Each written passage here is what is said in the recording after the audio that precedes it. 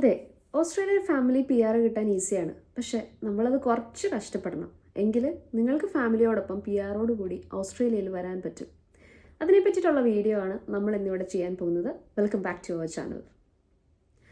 So എങ്ങനെ ഓസ്ട്രേലിയയിൽ നമുക്ക് പി ആറോട് കൂടി വരാം, ഞാൻ എങ്ങനെയാണ് ഇവിടെ എത്തിയത്, അതുപോലെ ബെനിഫിറ്റ്സ് എന്തൊക്കെയാണ് പി ആറോട് കൂടി വന്നു കഴിഞ്ഞാൽ, പിന്നെ നിങ്ങൾക്ക് ഒരു 3-4 വിസാസ് നിങ്ങളെ പരിചയപ്പെടുത്തും. ഇവിടെ ഡിഫറെൻറ്റ് ടൈപ്സ് ഓഫ് വിസ ഉണ്ട്.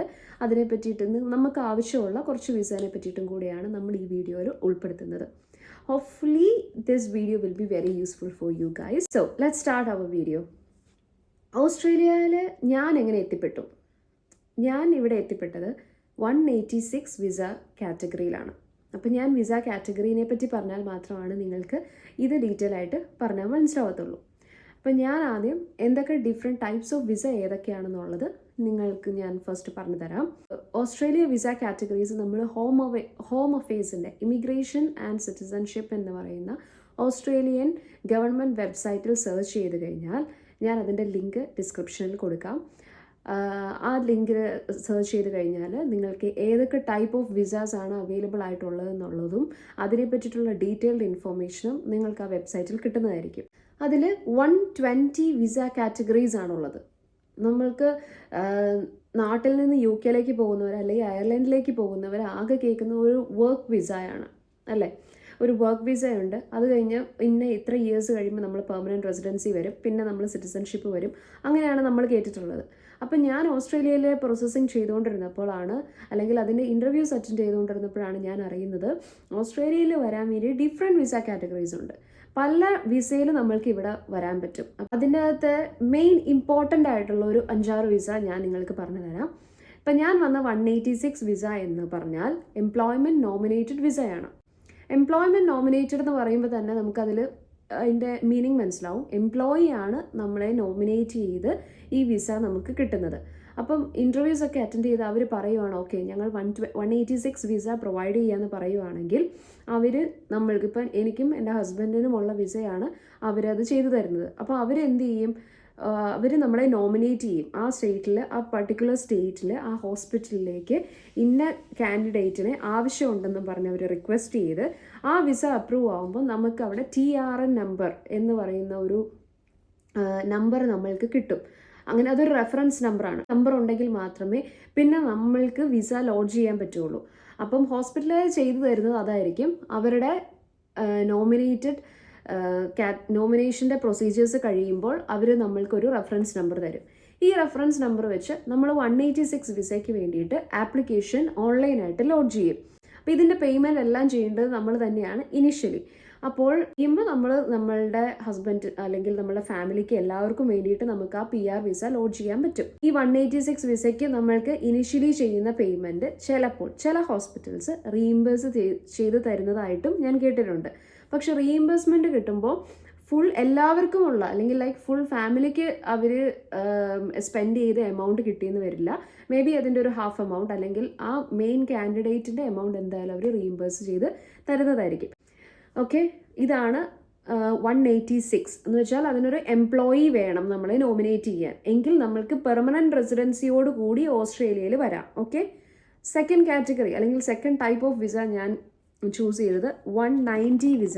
നമ്മളൊക്കെ സ്കിൽഡ് വർക്കേഴ്സാണ്. അപ്പോൾ സ്കിൽഡ് വർക്കേഴ്സിന് തന്നെ നോമിനേറ്റ് ചെയ്ത് വരാൻ പറ്റുന്ന വിസയാണ് 190 വിസ.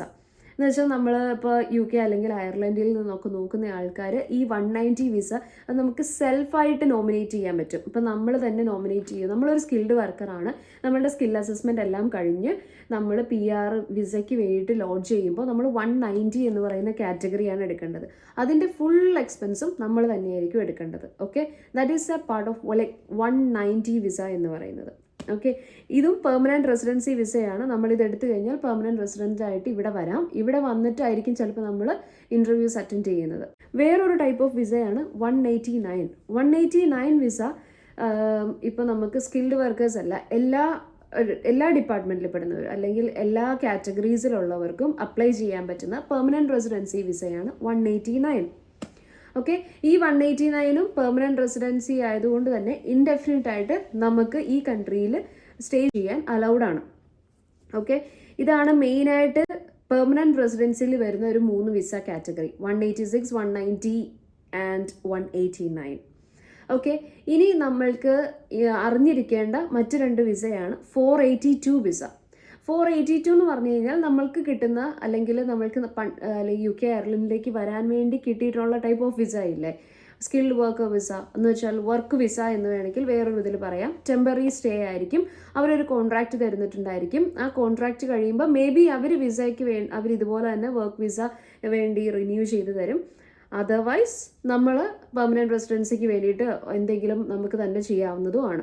അതാണ് 482. അതിലൊരു കോൺട്രാക്ട് പീരീഡ് ഉണ്ടാവും. നമ്മൾ ആ കോൺട്രാക്ട് പീരീഡിൽ അവിടെ ആ ഹോസ്പിറ്റലിൽ തന്നെ, അല്ലെങ്കിൽ നമ്മൾ ഏത് ഹോസ്പിറ്റലാണോ ചൂസ് ചെയ്യുന്നത് ആ വർക്ക് വിസ തരുന്ന ഹോസ്പിറ്റലിൽ നമ്മൾക്ക് നിൽക്കേണ്ടി വരും.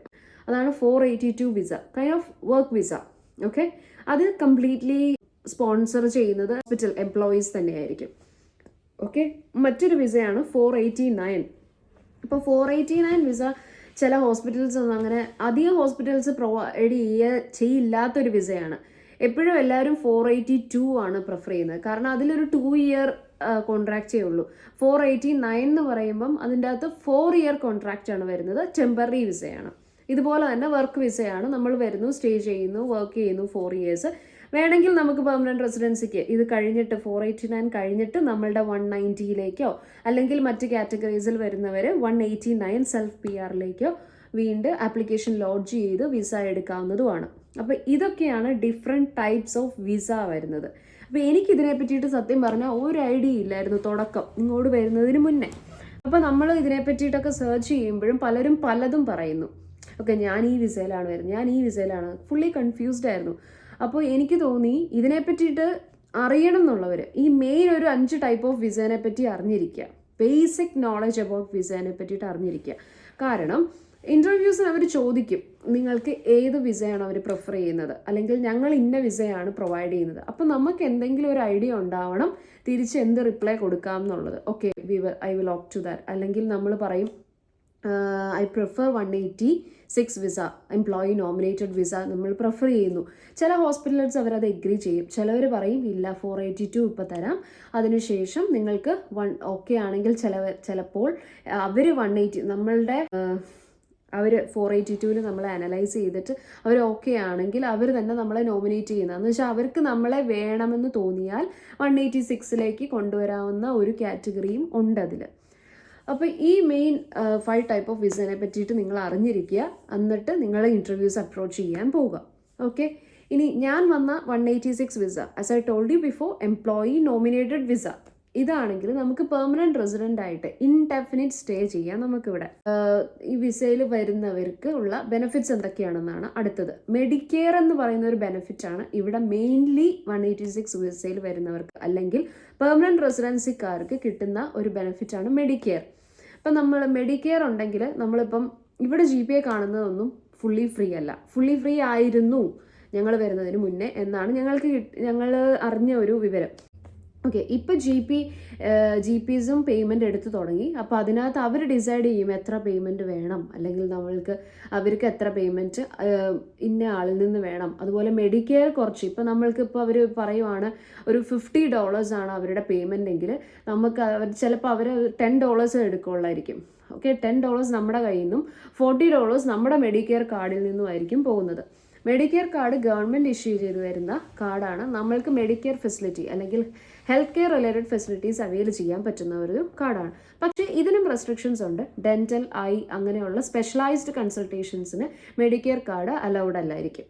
ആ സമയത്ത് നമ്മൾ ചിലവർ ഇവിടെ വരുന്നവർ പ്ലസ് ഒരു ബേസിക് ഹെൽത്ത് ഇൻഷുറൻസും കൂടി എടുക്കും.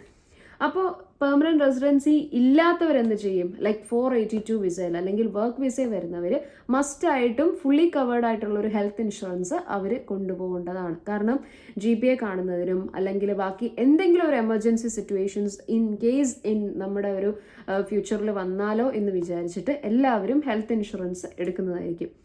മറ്റു കൺട്രീസിലെ പോലെ തന്നെ ഹോസ്പിറ്റൽ അഡ്മിറ്റ് ആയി കഴിഞ്ഞാൽ പബ്ലിക് ഹോസ്പിറ്റൽസ് ആണെങ്കിൽ കംപ്ലീറ്റ്ലി ഫ്രീ ആണ്. പക്ഷേ ഇവിടെ പ്രൈവറ്റ് ഹോസ്പിറ്റൽസും ഉണ്ട്. നമുക്ക് ഈസിലി, അല്ലെങ്കിൽ നമുക്കെല്ലാം പെട്ടെന്നെല്ലാം ചെയ്തു തീർക്കണം എന്ന് ആഗ്രഹമുള്ളവരായിരിക്കും, അല്ലെങ്കിൽ പെട്ടെന്ന് അസുഖം മാറണം, ഈ പെട്ടെന്ന് ഡോക്ടറെ കാണണം, പെട്ടെന്നെല്ലാം ചെയ്തു തീർക്കണം എന്നുള്ളവർക്ക് പ്രൈവറ്റ് ഹോസ്പിറ്റൽസിൽ പോകാനും പ്രൈവറ്റ് ഇൻഷുറൻസ് ഉള്ളവർക്ക് ഈസി ആയിട്ട് അത് അവൈൽ ചെയ്യാനും പറ്റും. അപ്പോൾ ഇത്രയും കാര്യങ്ങളാണ് എനിക്ക് ഇന്ന് ഈ വീഡിയോയിൽ പറയാനുള്ളത്. ഒരു ചെറിയൊരു വീഡിയോ ആണ്. നിങ്ങൾക്കിനി എന്തൊക്കെ കാര്യങ്ങളാണ് അറിയാനുള്ളതെന്ന് നിങ്ങൾ കമൻറ്റ് ചെയ്യുക. അതിനെപ്പറ്റി എനിക്കറിയാവുന്ന വിവരങ്ങൾ ഞാൻ നെക്സ്റ്റ് വീഡിയോയിൽ പറയുന്നതായിരിക്കും. ഈ വീഡിയോസ് എല്ലാം നിങ്ങൾക്ക് യൂസ്ഫുൾ ആവുമെന്ന് വിചാരിക്കുന്നു. സോ ലെറ്റ്സ് വൈൻഡ് അപ്പ് അല്ലേ. ഇന്ന് ഞാൻ പറഞ്ഞതിൽ എന്തെങ്കിലും ഒരു കാര്യങ്ങളൊക്കെ നിങ്ങൾക്ക് മനസ്സിലായിട്ടുണ്ടെങ്കിൽ that is more than enough for me and I am happy for that. Please subscribe to my channel. Thank you so much for watching this video. Stay tuned for the next one. I will be coming with more informative videos. Okay? Bye bye.